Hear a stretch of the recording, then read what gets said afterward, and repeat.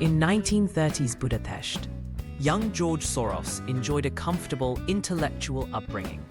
His father, Tivadar, a lawyer and Esperanto enthusiast, fostered critical thinking through chess and literature. The Soros family, though Jewish, was secular and integrated into Hungarian society. Their apartment buzzed with debates and cultural discussions, a nurturing environment that would later shape George's analytical mind. By 1944, over 200,000 Jews lived in Budapest, unaware of the coming catastrophe. March 19, 1944, Nazi tanks rolled into Budapest, annexing Hungary.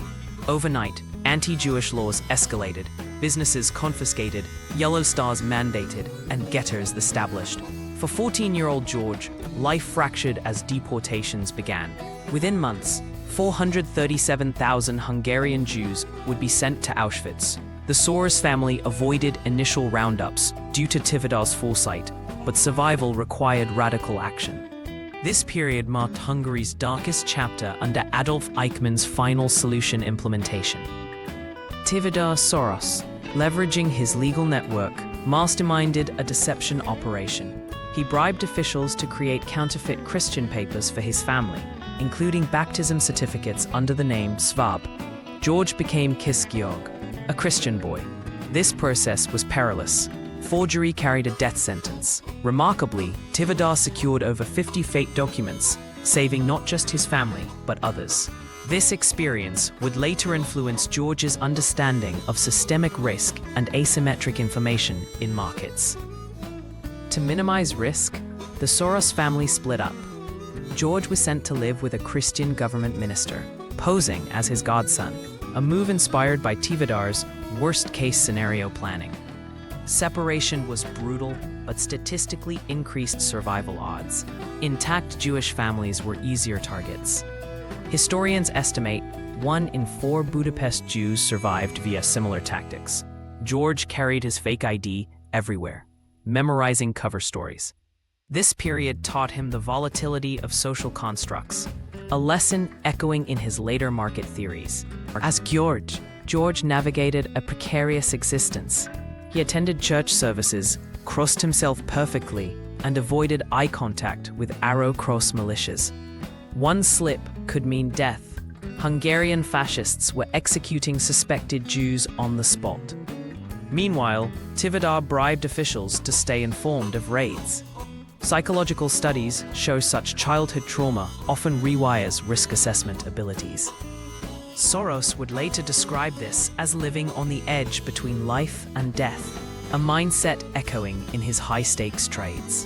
During a routine document check, an SS officer scrutinized George's papers. "Why no birth certificate?" he demanded. Drawing on coaching from Tivadar, George feigned indifference. "My village records burned, sir."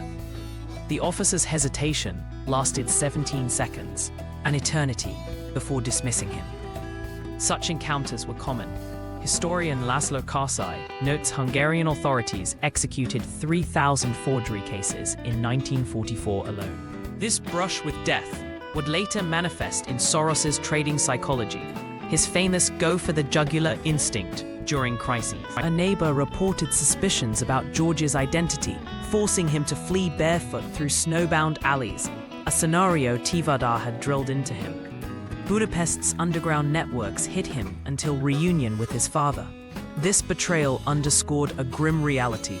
Approximately 20% of hidden Jews were denounced by locals, per Yad Vashem archives. The episode reinforced Soros's lifelong distrust of herd mentalities, later articulated in his market reflexivity theory.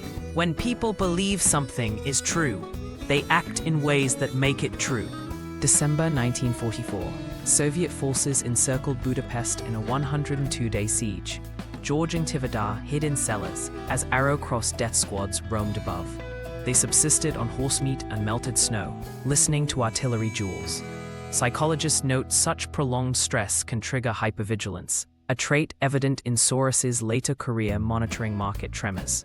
The siege killed 38,000 civilians. The Soros duo survived by moving among 11 safe houses, a logistical feat mirroring his future fund's agile positioning during crises. February 13, 1945, Soviet troops broke through Pest. The Soros family emerged to a necropolis. 60% of buildings destroyed, corpses strewn along the Danube. Of Budapest's 200,000 Jews, only 100,000 remained. This apocalyptic landscape imprinted on George a core belief: survival isn't enough, one must rebuild. His later philanthropy, like funding Central European University, stemmed from this epiphany.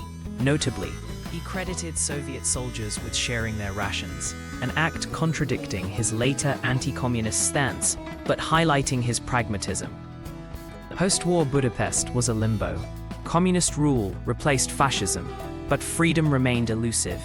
In 1947, 17-year-old George escaped to England, carrying $1,700 sewn into his coat, equivalent to $22,000 today. His survival relied on three principles Tivadar instilled: question authority, embrace chaos, and help others do the same. Values manifest in his Open Society foundations, yet trauma lingered. Soros would later admit avoiding Hungary for decades. This duality, resilience intertwined with vulnerability, shaped both his financial genius and contentious legacy.